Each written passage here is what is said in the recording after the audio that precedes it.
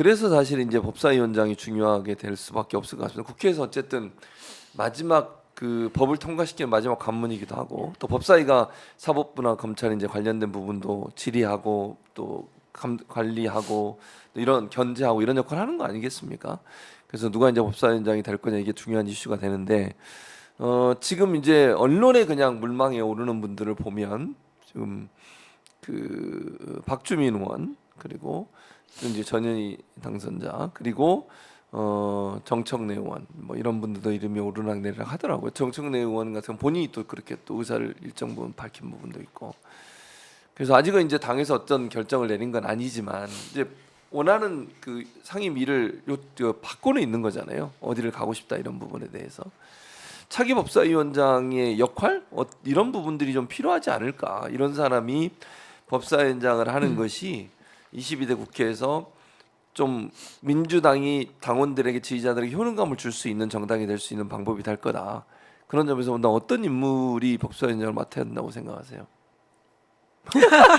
어떤 사람이를 얘기하는 게 아니라 네. 자질과 능력 네. 어떤 자질과 능력이 있어야 된다고 보세요? 법사위원장이 네. 이번 22대 국회 때 어떤 역할을 해야 네, 되는지 네, 그걸 네. 말씀을 예, 드리겠습니다. 그러시죠. 네. 지금 현재 대한민국은 정말 무소불위의 권력을 휘두르는 그리고 또 자신과 자신의 가족들을 지키기 위해서 사적으로 대통령의 권력을 남용하는 그런 행정부 수반을 가진 그런 사상 초유의 지금 대통령을 가지고 있습니다. 그리고 또 그 대통령이 검찰총장 출신으로서 검찰이라는 이런 막강한 권력을 배후로 활용하는 그래서 이번 인사에도 보시면은 그래서 지금은 검찰 독재 국가다 이런 얘기가 나올 정도의 그런 이제 대한민국의 현 상황인 거죠. 거기에 그래서 대통령의 그런 검찰을 이용한 검찰 독재 정권에 비해서 지금 그동안 입법부는 제대로 역할을 못했다. 거기에 가장 중요한 원인 중에 하나가 국회의장과 법사위원장이 그 역할을 제대로 못한 그런 측면에 있습니다. 그랬었죠. 법사위원장은 이제 사실은 이런 정국에서는 당연히 야당이 가져야 되는데 그동안 여당이 법사위원장을 하면서 대통령의 그 무소불위의 거부권 행사를 견제도 하지 않을 뿐더러 오히려 거기에 부안내동해서 국회에서 국민의 대표인 국회의원들이 입법을 한 민생개혁과 개혁 법안들을 법사위에서 발목을 잡고 통과시키지 않고 그걸 막는 그런 역할을 했거든요. 맞습니다. 그렇기 때문에 법사위원장이 해야 하는 이번 22대 국회에서는 가장 중요한 것은 국회에서 사실상 이제 다수를 점하고 있는 특히 이제 야당, 이 국민들의 민심을 얻은 야당들이 통과를 시키려고 하는 각종 민생 법안과 개혁 법안들을 통과시킬 수 있는 그런 역할을 하는 게 일단 법사위원장의 제일 중요한 역할이고 이거는 현재 구도상 굉장히 필수적입니다. 대통령이 무소불위의 권한을 행사하면서 입법권을 침해를 하고 거부권 행사를 통해서 사실상 상권 분립을 훼손하는 상황에서는 법사위를 민주당이 해야 되고 그걸 지켜야 되는 게 가장 기본적인 거고요. 또 그런 역할을 할 수 있는 그런 뭐 협치나 뭐 중립이나 이런 거에 휘둘리지 않고 국민들의 민심을 대변할 수 있는 법사위원장이 꼭 필요하다. 그래서 그런 입법을 할 수 있는 통과를 시킬 수 있는 관문의 역할을 제대로 하는 법사위원장 이게 필요하고요. 그리고 또 두 번째로는 사실은 저는 이제 법사위가 제일 중요한 게 개혁 법안과 민생 법안이라고 생각을 합니다. 이 임대차 뭐 지금 전세 사기 뭐 이런 거 많잖아요. 그게 주무부처가 법사위입니다. 사실은 그런 거에 대해서 그러니까 개혁 입법도 중요하지만 민생 입법도 굉장히 중요한 거죠. 그래서 이런 부분에 대한 제대로 된 관심과 역할, 능력 이런 것도 굉장히 필요하다 생각하고요. 세 번째로는 이 제가 사실 법사위원장을 희망을 하는 이유는 예. 제가 국회에 이번에 이제 들어오면서 다짐을 했던 이번 22대 국회에서 해야 하는 가장 중요한 일 중에 하나가 예. 이번 윤석열 정권에서 검찰이나 감사원 이런 권력 기관들이 사정기관들. 사실상의 대통령의 정권의 행동대장처럼 역할을 하고 있잖아요.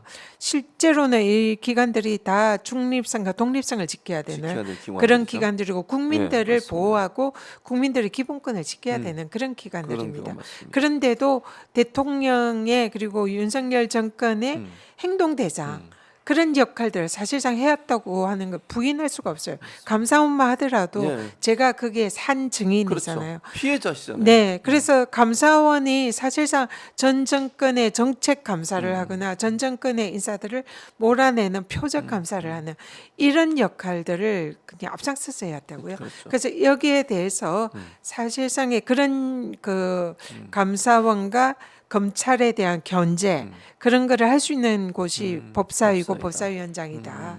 그래서 대통령에 맞서서 그런 권력 기관들의 독립성을 수호할 수 있도록 강력히 견제하고 감독해야 하는 역할. 그게 플러스 예. 지금 현재 입법이 그런 그 독립적인 역할을 하는데 다소 부족하거나 빈틈이 있습니다. 예. 그래서 시행령 장치도 그래서 하고, 나오는 그렇죠. 거잖아요. 맞습니다. 그래서 그런 부분에 대해서 그런 현재 입법 미비를 비집고 들어가지고 사실상 법치주의를 훼손하는 이런 것을 촘촘히 입법을 해서 그러니까 독립성과 중립성을 훼손하지 못하도록 하는 예. 그런 개혁 입법을 완성해서 이 지금 현재 이 권력 기관들을 바로 세우는 예. 독립기관으로 바로 세우는 역할 이게 또 법사위원장으로서 역할이다. 굉장히 중요한 역할이고 제가 그거는 그동안 연구도 많이 했고 공부도 예. 많이 했고 실제로 피해를 많이 입었기 때문에 거기에 대해서는 누구보다 잘할 자신이 있다. 예.